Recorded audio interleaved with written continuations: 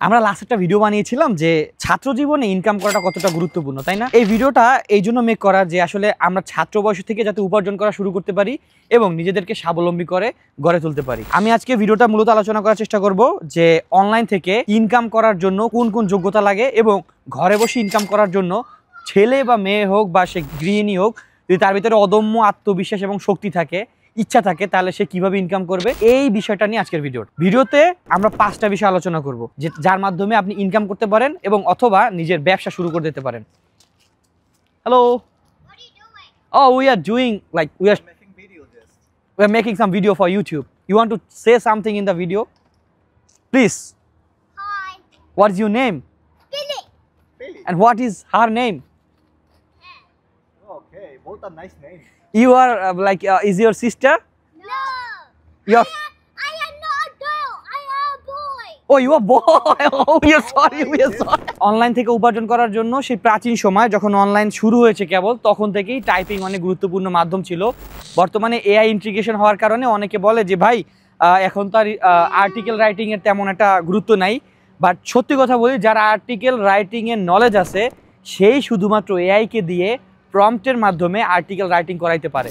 Otherwise যার যোগ্যতা নাই সে ওই এআই কে বলবে, এআই লিখবে। যেমন ধরেন কথার কথা, আমি ইসলাম ধর্ম ব্যাপারে একটা আর্টিকেল লেখাবো, এখন আমার কোনো ইসলামিক নলেজ নেই, আমি হাদিস জানি না, কোরআন জানি না, তো আমার কাছে যা দিবে চ্যাট জিপিটি আমি তাই কপি পেস্ট করে দিয়ে দেবো এবং আর্টিকেল রাইটিং এর ব্যাপারে আমার কোনো নলেজ নেই। তার মানে কি হলো জিনিসটা, ওর উপরে সম্পূর্ণ নির্ভর হওয়া। এআই তাদেরই জব রিপ্লেস করবে যারা অভিজ্ঞ না। এই যে আমি বললাম যে আপনি যদি আর্টিকেল রাইটার হয়ে থাকেন তাহলে এখনো আপনি যদি ফাইবার বা আপওয়ার্কে যান, দেখবেন বেসিক কন্টেন্ট রাইট করার জন্য মোটামুটি $20 মতো চার্জ করা যায়। বাট আপনাকে স্পেসিফিক একটা নিশে, ধরেন আপনি খুব ভালো লেভেলের ফিটনেস নিয়ে লিখতে পারেন, কত ক্যালোরি বার্ন করলে আপনার ওজন কমবে ইত্যাদি ইত্যাদি, এই সমস্ত বিষয় আপনি লিখতে পারেন।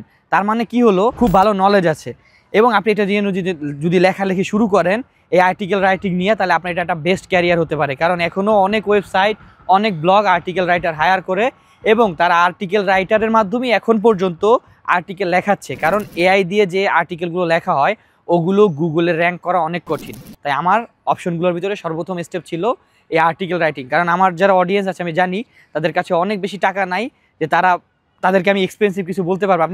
আপনি যদি মোবাইলের সাথে চান একটা ওটিজি কানেক্ট করার মাধ্যমে এবং কিবোর্ড দিয়ে মোবাইলের মাধ্যমে আর্টিকেল লিখতে পারেন, ভয়েস টাইপিং আছে, আপনার জাস্ট নলেজ লাগবে যে আপনি আর্টিকেল রাইটিং করে উপার্জন করবেন। এবং মার্কেট প্লেস বলেন বা আউট অফ মার্কেট প্লেসে বলেন, যদি আপনি একটু আর্টিকেল রাইটিং এবং এসইও এই দুটো জিনিস একসাথে শিখতে পারেন তাহলে আপনার এখনও জব আছে এবং আপনি এখনও অনলাইন থেকে টাকা ইনকাম করতে পারবেন।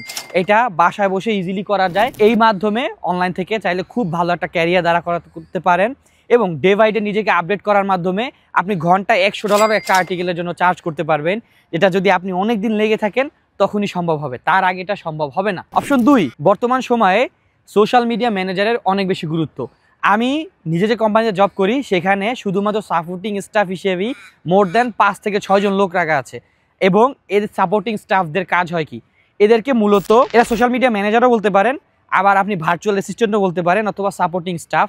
এরা করে কি, এরা যে কোনো কাজে হেল্প করতে পারে। আপনার ফেসবুকে পোস্ট করে দেওয়া হোক, ইউটিউবে যে কোনো ভিডিও এসইও করে দেওয়া হোক, স্পেসিফিক যে কোনো ফিল্ডে এরা প্রচণ্ড লেভেলের হেল্প করে। তাই আপনাকে করতে হবে সর্বপ্রথম আপনাকে বেসিক লেভেলে জানতে হবে ফেসবুক কীভাবে কাজ করে, ফেসবুকে কীভাবে পোস্ট করে, ইনস্টাগ্রাম কীভাবে কাজ করে, ইনস্টাগ্রামে কীভাবে পোস্ট করতে হয়, ভিডিও কীভাবে আপলোড করতে হয়, এই সব বিষয়গুলোর জন্য একটা ছোট্ট নলেজেবল বুক লিখবেন যে আমি এটা শিখবো এবং যখন এই সবগুলি স্কিলে আপনি একসাথে আয়ত্তে আনতে পারবেন তখন আপনি সাপোর্টিং স্টাফ হিসেবে যে কোনো কোম্পানিতে জয়েন করতে পারবেন।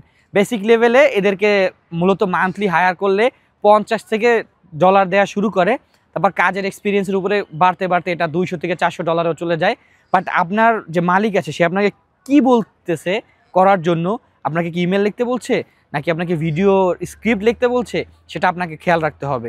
তাই আমি বলতে পারি দ্বিতীয় স্টেপে হচ্ছে একজন সাপোর্টিং স্টাফ হওয়া। এক্ষেত্রে খুব একটা দক্ষতায় নলেজ লাগে না, আপনার যে বস আছে সে আপনাকে যেটা বলবে আপনি জাস্ট ওটা করবেন। সোশ্যাল মিডিয়া ম্যানেজার বলেন বা সাপোর্টিং স্টাফ হচ্ছেন, এটা 2 নম্বরে। 3 নম্বর, এই ক্ষেত্রে একটু হাই লেভেলে যদি বলি, শর্ট ভিডিও এডিট করা। আপনি চাইলে বিভিন্ন মোবাইলের যে সফটওয়্যার আছে সেই মোবাইলের সফটওয়্যারের মাধ্যমে শর্ট ভিডিও এডিট করার মাধ্যমে বর্তমান সময়ে অনলাইন থেকে ইনকাম করতে পারেন। এক্ষেত্রে আপনাকে বেসিক আর্টিফিশিয়াল ইন্টেলিজেন্সের নলেজ নিতে হবে, গুগলের VO3 নলেজ নিতে হবে এবং পাশাপাশি 2-3টা স্ক্রিপ্ট লেখে যেমন চ্যাট জিপিটি এই সফটওয়্যারের নলেজ নিতে হবে, কারণ গুগলে, টুইটারে বা ধরেন রেডিটে অনেকে পোস্ট করে, সেই ভিডিওগুলোকে আপনি চাইলে তাকে শর্ট ভিডিওতে কনভার্ট করে দিতে পারেন। তার বদলে তার কাছ থেকে একটা চার্জ করতে পারেন যে তোমার সোশ্যাল মিডিয়া অ্যাকাউন্টের গ্রোথের জন্য আমি কাজ করব। শর্ট ভিডিও তৈরি করার মাধ্যমে আপনি যে কোনো ক্লায়েন্টের কাছ থেকে চার্জ করতে পারেন ভালো একটা অ্যামাউন্টের, শুধুমাত্র সে যে কথাগুলো লিখবে বা ফেসবুক, টুইটারে পোস্ট করবে, ওই লেখাগুলোকে আপনি শর্ট ভিডিওতে কনভার্ট করে দিবেন। এই প্রত্যেকটা বিষয় নিয়ে আলাদা আলাদা ভিডিও হতে পারে, জাস্ট আমি আপনাদেরকে একটা বেসিক ওভারভিউ দেওয়ার চেষ্টা করতেছি। এরপর 4 নম্বর স্টেপ, ক্যানভাতে ডিজাইন করে সেই ডিজাইনের টেমপ্লেট বিক্রি করা ক্যানভার মাধ্যমে। আপনি যদি চান ডিজাইন তৈরি করতে পারেন, সেই ডিজাইনও সেল করতে পারেন, আবার আপনি রেডি টু এডিটিং এরকমের টাইপের যে ডিজাইন আছে সেগুলো ক্যানভার মাধ্যমে আপলোড করতে পারেন।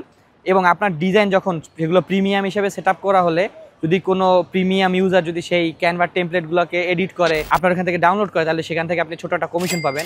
ঠিক সেম জিনিস অ্যাডোবি স্টকের ভিতরেও আছে, যেখানে আপনি অনেক কিছু আপলোড দিবেন, প্রিমিয়াম টুলস ইত্যাদি ইত্যাদি, এবং সেগুলো যখন মানুষ দেখবে, মানুষ দেখার মাধ্যমে বা ডাউনলোড করার মাধ্যমে আপনাকে একটা কমিশন দেওয়া হবে অ্যাডোবির মাধ্যমে। এই ক্যানভা এবং অ্যাডোবি এগুলো নিয়ে যদি আপনি একটু ডিটেলসে রিসার্চ করেন, তাহলে আপনি আরও বিস্তারিত জানবেন। আমি জাস্ট আপনাকে ওয়েটা বলতেছি, আপনি জাস্ট নিজে সার্চ করে ট্রাই করবেন।